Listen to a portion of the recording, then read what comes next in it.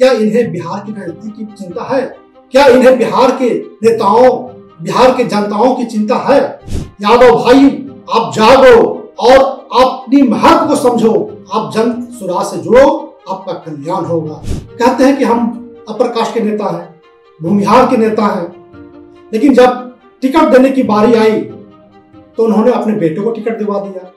लोजपा भी एक ऐसी पार्टी है जो कहते हैं कि हम दलित और महादलित की राजनीति करते हैं।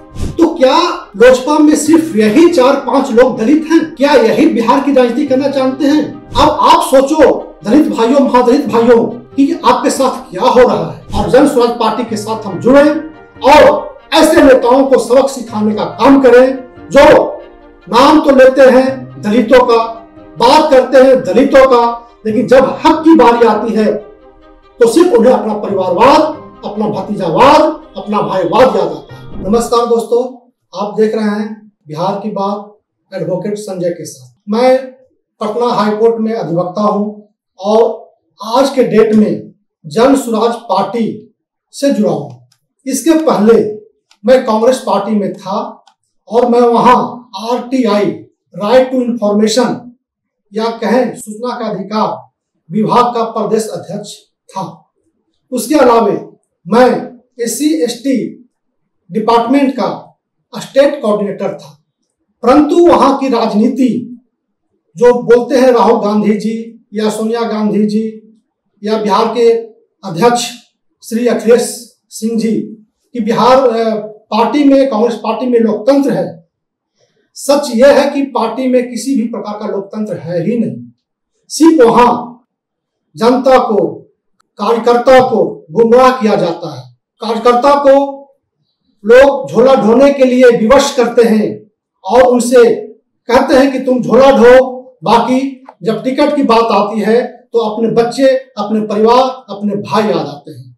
जब लोकसभा का चुनाव हुआ तो मीरा कुमार ने अपने बेटे को पटना से उतारा, जबकि उनका दूर दूर तक भी राजनीति से कोई लगाव नहीं था, कोई रिश्ता नहीं था, कोई रुचि नहीं थी। फिर भी उन्होंने कार्यकर्ता की राजनीति की हत्या कर अपने बेटे को टिकट दिलाने का काम किया। उसी तरह से प्रदेश अध्यक्ष जो अखिलेश सिंह हैं, माननीय अखिलेश सिंह जी ने भी अपने बेटे को टिकट के लिए एड़ी चोटी एक किया और दिलाया। नतीजा क्या हुआ? दोनों के दोनों कैंडिडेट हार गए। अगर कांग्रेस पार्टी कार्यकर्ताओं को टिकट देने का काम करती तो निश्चित रूप से हम जीतते और कांग्रेस की स्थिति बिहार में अच्छी होती। दूसरी तरफ मीसा भारती को टिकट देने के लिए माननीय लालू यादव ने श्री राम कृपाल यादव जी, जो बिहार के कद्दावर नेता ही नहीं थे, पार्टी के लिए भी समर्पित नेता थे, को टिकट काटने का काम किया।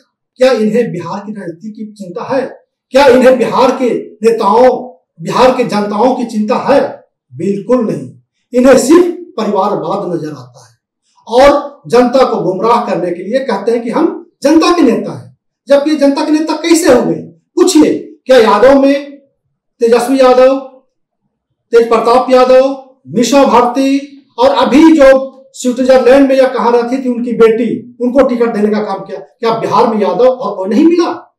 यादव भाई, आप जागो और अपनी महत्व को समझो। आप जन सुराज से जुड़ो, आपका कल्याण होगा। और जन स्वराज का एक ही उद्देश्य है, जन कल्याण करना। उसी तरह से भाजपा में भी देख लो आप, बहुत बड़े डॉक्टर हैं बिहार के, डॉक्टर CP ठाकुर जी, माननीय मंत्री केंद्रीय भी रह चुके हैं। इन्होंने क्या किया? कहते हैं कि हम अपर कास्ट के नेता हैं, भूमिहार के नेता हैं, लेकिन जब टिकट देने की बारी आई तो उन्होंने अपने बेटे को टिकट दिलवा दिया। क्या भूमिहार में, बिहार में और कोई बड़े नेता नहीं थे? क्या कोई और कार्यकर्ता नहीं थे? क्या उनका बेटा ही सबसे बड़ा नेता था? तो ऐसे लोगों को आप क्या करेंगे, ये सोचना है। अब आ जाए लोजपा पर। लोजपा भी एक ऐसी पार्टी है जो कहते हैं कि हम दलित और महादलित की राजनीति करते हैं। अब उनकी देखिए, स्वर्गीय रामविलास पासवान जी, चिराग पासवान जी अभी माननीय MP हैं, पशुपतिनाथ पारस जी जो रामविलास पासवान जी के भाई हैं, केंद्रीय मंत्री भी रह चुके हैं। उसी तरह से उनके और भी परिवार अभी जमुई से जीते हैं, उनके दामाद स्वर्गीय रामविलास पासवान जी के। तो क्या लोजपा में सिर्फ यही 4-5 लोग दलित हैं? क्या यही बिहार की राजनीति करना चाहते हैं? क्या बिहार में दलितों की संख्या नहीं है, जो कार्यकर्ता नहीं है, जो यहाँ की राजनीति करना चाहते हैं, यहाँ के लोगों को कल्याण करना चाहते हैं? क्या सिर्फ यही 4-5 लोग नजर आए दलित में? ये तो कहते हैं कि हम दलित के बड़े नेता हैं, दलितों की हम शुभचिंतक हैं, लेकिन जब चुनाव आती है तो सिर्फ अपना परिवार ही नजर आता ही नहीं, दलित में कोई और नेता नजर ही नहीं आता। उसी तरह से आप देखिए, एक हम पार्टी बनाए हैं माननीय बिहार के पूर्व मुख्यमंत्री जीतनराम मांझी जी, वो भी बहुत बड़े बड़े बात बोलते हैं, हम महादलित के नेता हैं, हम दलितों के लिए बहुत कुछ करते हैं, लेकिन अब टिकट की बारी आती है तो स्वयं टिकट लेते हैं और गया से एमपी का चुनाव जीतते हैं और लोकसभा में जाते हैं। जब विधानसभा की बारी आती है या विधान परिषद की बारी आती है तो उन्हें सिर्फ अपना बेटा संतोष कुमार नजर आते हैं, कोई और मुसहर जाति में नजर नहीं आते, कोई और महादलित में नजर नहीं आते उन्हें नेता। अब आप सोचो दलित भाइयों, महादलित भाइयों, कि आपके साथ क्या हो रहा है, किस प्रकार की राजनीति कर रहे हैं, किस प्रकार की गुमराह कर रहे हैं, ये सोचना होगा और जागना होगा। ऐसे नेताओं के साथ क्या होनी चाहिए, इस हम सब मिलकर बैठकर बात करनी होगी। और इसके लिए एक बहुत ही अच्छा मंच है आज के समय में, जन स्वराज पार्टी। आइए और जन स्वराज पार्टी के साथ हम जुड़े और ऐसे नेताओं को सबक सिखाने का काम करें जो नाम तो लेते हैं दलितों का, बात करते हैं दलितों का, लेकिन जब हक की बारी आती है तो सिर्फ उन्हें अपना परिवारवाद, अपना भतीजावाद, अपना भाईवाद याद आता है, चाहे वो किसी भी जाति का, चाहे वो किसी भी कौम का हो। सबकी हालत वही है, सभी पार्टियों में हालत वही है। इसलिए प्रशांत किशोर जी ने बहुत ही सोच विचार कर यह फैसला लिया कि हम इस जितने भी पार्टियां हैं, ये लोगों की मुखौटा को उखाड़ने का काम करेंगे और एक ऐसी पार्टी बनाएंगे जो जनता के लिए होगा, सिर्फ जनता के लिए, जनता के कल्याण के लिए, और उस पार्टी का नाम है जन स्वराज पार्टी। दोस्तों, जन स्वराज पार्टी की स्थापना मूल रूप से 2 अक्टूबर को होने जा रहा है। 2 अक्टूबर बहुत ही महान दिन है।